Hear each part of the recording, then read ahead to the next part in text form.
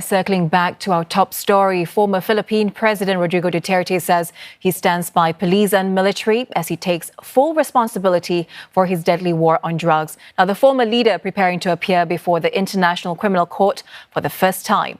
For more insight, let's speak to Kristina Conti. She is an assistant to counsel at the International Criminal Court. Ms. Conti, thank you so much for joining us today. Now, in the warrant, the ICC judges wrote that Mr. Duterte is responsible for the crime against humanity of murder.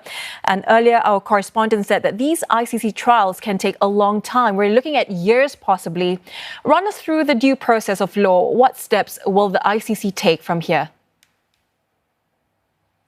From here on, when he is already in the custody of the ICC, he has already been surrendered to the court will set the initial appearance.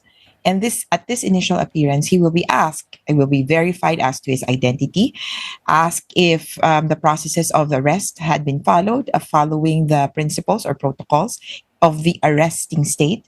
He will be asked if there were any grave violations of human rights. And he will be specifically asked if he wants to avail of any interim reliefs, including interim release.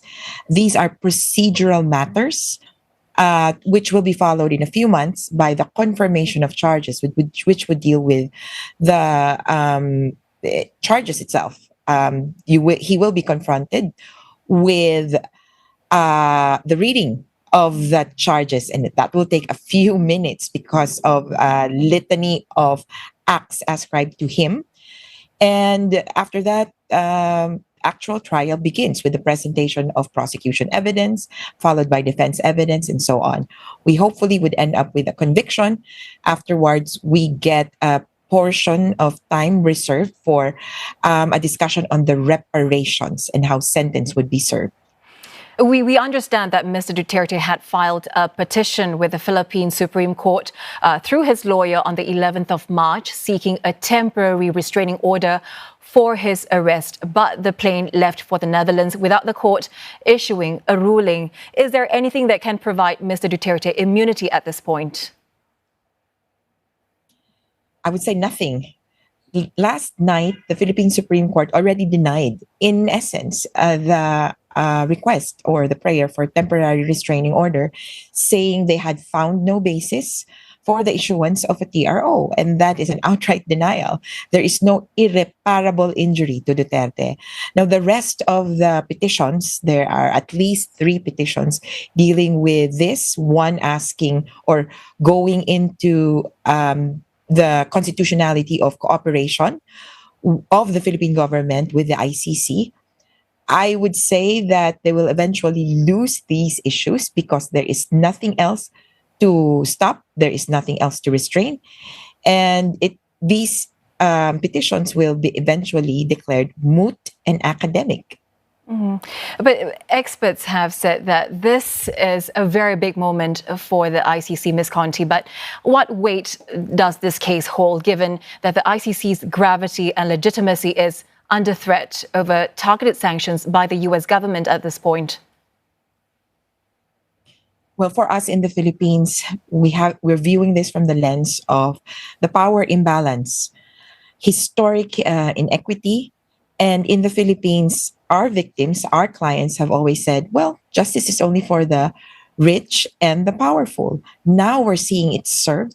Now we're seeing that, well, the ordinary people also deserve it, and rightfully so.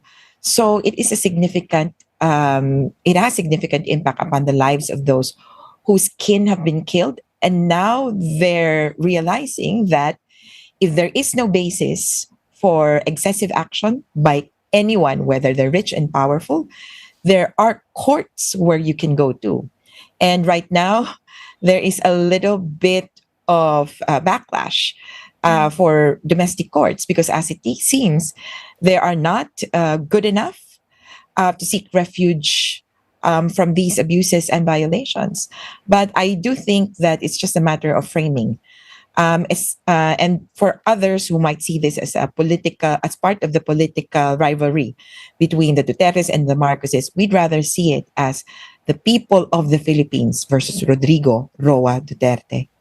What's next, Ms. Conti? We understand that Senator Ronald De La Rosa is also under ICC investigation for implementing the drug war as Mr. Duterte's former police chief. Can we expect the ICC to issue arrest warrants for more former Philippine officials, and who could they possibly be?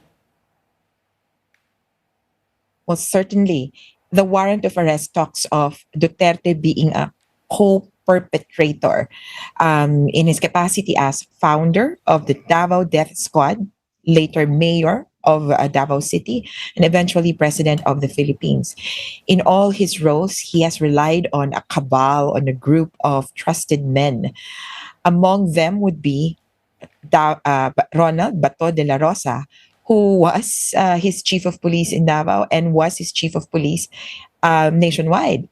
So Bato de la Rosa has also been named in previous ICC submissions. The Office of the Prosecutor has identified him and Oscar Albayalde as among those who could be responsible for crimes against humanity as well. And we'll likely be seeing their names soon enough in either summons or warrants of arrest.